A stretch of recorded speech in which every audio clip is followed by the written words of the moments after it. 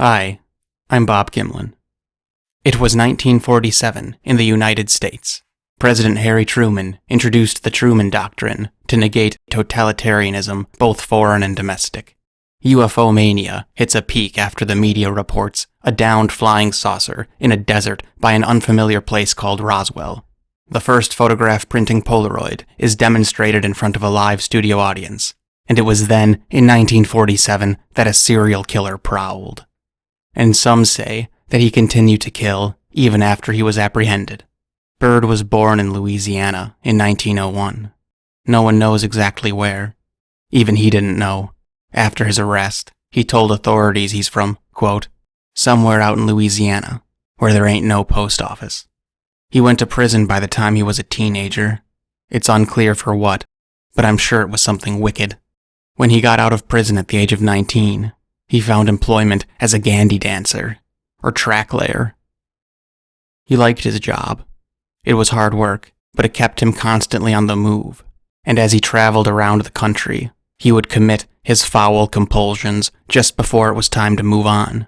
Therefore, the same crime wouldn't be reported in the same place twice, and he'd be long gone by the time local authorities could mount a thorough investigation. Between the age of 19 and 46, Bird claimed to have killed 44 women. He didn't count the men. They were just in the way. His line of work had brought him to Washington State, to a town called Tacoma. His spree ended in the early morning of the day before Halloween in 1947. Maybe his target was random, or maybe he scoped it out in advance. We'll never know for certain.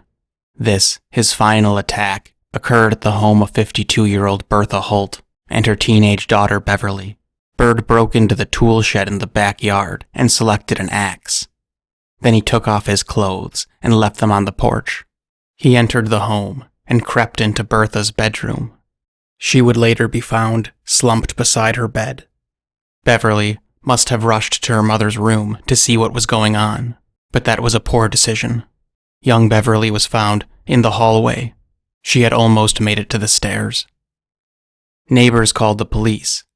They said they heard their neighbors, quote, screaming bloody murder. By happy chance, 2 policemen were only a block away, and they were on scene almost immediately. Upon arriving, they saw Bird buttoning his shirt, and when he saw the police, he fled, holding his shoes in his hand. Tacoma police officers Andrew Sabatis and Evan Skip Davies pursued Bird that tragic morning. They said Bird leapt over picket fences and busted through several he couldn't clear, until finally he came to a fence that he could not scale or break. Half a lifetime of hard labor, combined with the hobby of escaping, had made Bird's body a formidable mass of malignancy. He turned on the police without warning and lashed out with his jackknife. Bird managed to slice open Skip's arm, and then he tried to put his knife into Sabatis' neck, but he missed and got him in the shoulder. Bird probably would have kept running had he known that Officer Andrew Sabatis, about 15 years earlier, was better known as Tiny Lamar, a prize fighter of state renown. And with a knee to the groin and a left hook to the jaw, Bird went down and he stayed there a while. Bird was arrested, and both the officers would make full recoveries. At the trial, Bird claimed it was a robbery gone wrong, and that he hadn't premeditated to hurt anyone. He wasn't arguing that he didn't do it. He was trying to argue that he didn't have intent, in order to receive a sentence of a lesser degree. He tried to use the $1.50 that he stole from Bertha as evidence that it was simply a robbery gone bad, as if that would somehow make him any less of a monster. But he removed his clothes before entering the house, which means he either had something deviant in mind, or he didn't want to get blood on his clothes. Either way, both are irrelevant for a robbery, as of course was taking an axe before going into the house. At least that's how the jury saw it.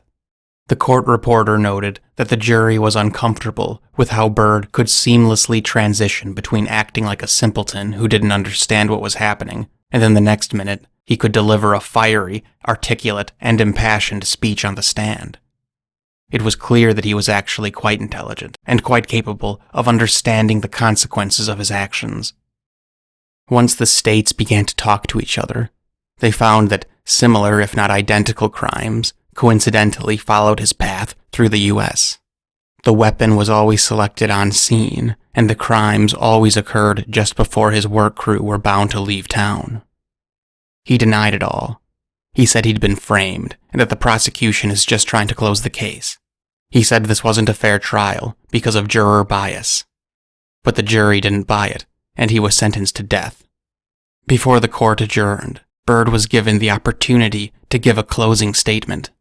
According to numerous court reporters, Jake Bird said, quote, "I was given no chance to defend myself. My own lawyers just asked you to hang me. They apologized for defending me. If they were so reluctant to defend me, why did they contest the prosecutor's proof of murder, and now say that everything is proven?" The judge told him to wrap it up, and that the verdict stands. Bird stopped his speech, went quiet for a moment, and said, "All of you who had anything to do with my case will be punished. I am putting the Jake Bird Hex on you. Mark my words, you will die before I do."